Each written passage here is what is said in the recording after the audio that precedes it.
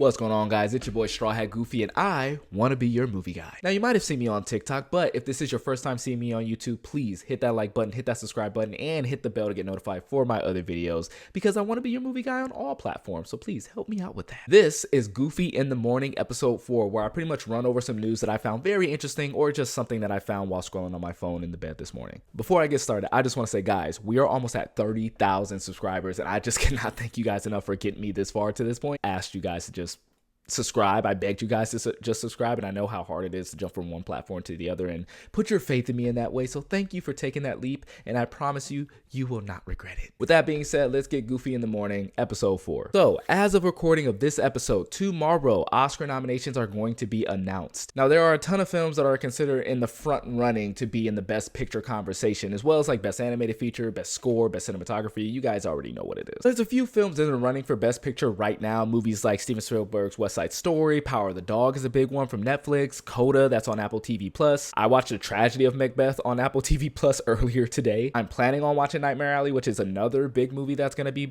making a push during the Academy Awards. It was 2.5 hours, and I don't really have that kind of time, especially today, but I'm going to watch it before the announcements come out. Don't worry. If you have no idea what I'm talking about, and if you haven't seen them, don't worry. I got you. I will make videos on each and every one of them. But what I want to talk about is the Academy Awards affinity for not nominating these kind of big cultural tentpole blockbuster movies, something like, say, a Spider-Man No Way Home. I've said in the TikTok video that I would really like Spider-Man No Way Home to get nominated, or at the very least, I think it deserves to get nominated for Best Picture, because when you really think about it, ever since the Academy Awards have expanded their roster for Best Picture from 5 films to 10, it's allowed a lot of other films like, Toy Story 3, District 9, Inception to get nominated for Best Picture, because films that were normally reserved for being Oscar bait films, they pretty much open the pool for everybody else. And I think when it comes to blockbusters tend to pretty much capture the cultural zeitgeist in a way that other films haven't. Like Titanic is a big example of that, where yes, it's a great film, but just culturally, like around the whole world, it was a film that everybody just could not stop talking about. Same thing with Black Panther.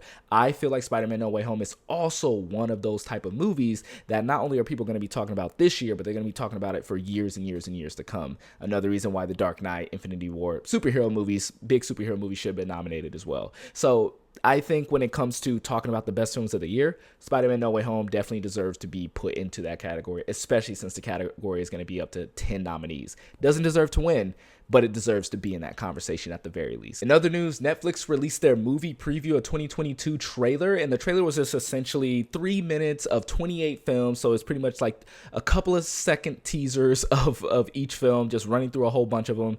And there's a couple films that I actually was really excited to see. One of the biggest ones was one I didn't even know that was even coming out. It's called Wendell and Wild, and it's a movie directed by Henry Selick. If you don't know Henry Selick, you really should, because Henry Selick is pretty much behind some of the best and most legendary stop motion animated features that are part of your childhood and beyond. He directed Nightmare Before Christmas, Coraline, and now he's going to be directing this film. And listen to the plot. It stars Key and Peele as 2 demons named Wendell and Wild who escape from the underworld and is being hunted by their sister, who's called a demon duster or something like that. And again, this is Henry Selick we're talking about. He has a really good eye for stop motion animation and just these kind of like out there storytelling. Best believe I'm going to be talking the hell out of Henry Selick for this movie, because a lot of people should really like be on board with him and speak with him in the same breath as a Tim Burton, because again, he directed that movie. Tim Burton did the story and produced it, but a lot of people forget that that's Henry Selick's movie, director-wise. Another movie that I got really excited about during the Netflix preview was this movie called They Cloned Tyrone. Now, They Cloned Tyrone, we really don't know anything about. The synopsis is that there is an unlikely trio who are uncovering a conspiracy, and there's eerie things going on, and yeah. But what I'm excited about is this cast, because all we got was a photo that Jamie Foxx also posted on his Instagram, and it shows Jamie Foxx looking dapper, it shows John Boyega looking cool, and it's Tiana Paris just...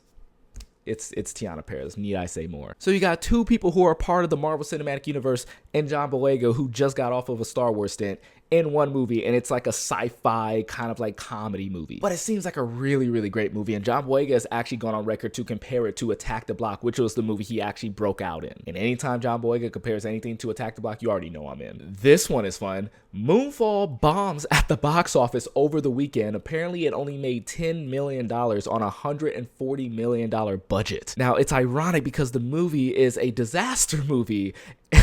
The fact that it's a box office disaster, wow. And isn't the plot of the movie is like the moon is kind of like falling like a bomb on the planet, so Yeah, there's just a lot of layers to this. Damn, couldn't get the bag though on that Moonfall, huh? And then finally, if you're a fan of the Scream franchise and you saw Scream 5 and you love Scream 5 like I did, you'll be happy to know that Scream 6 has been officially greenlit and is actually going to start filming this year. I think the Scream franchise is one of the only horror franchises that kept going and it still finds a reason to keep going that makes sense.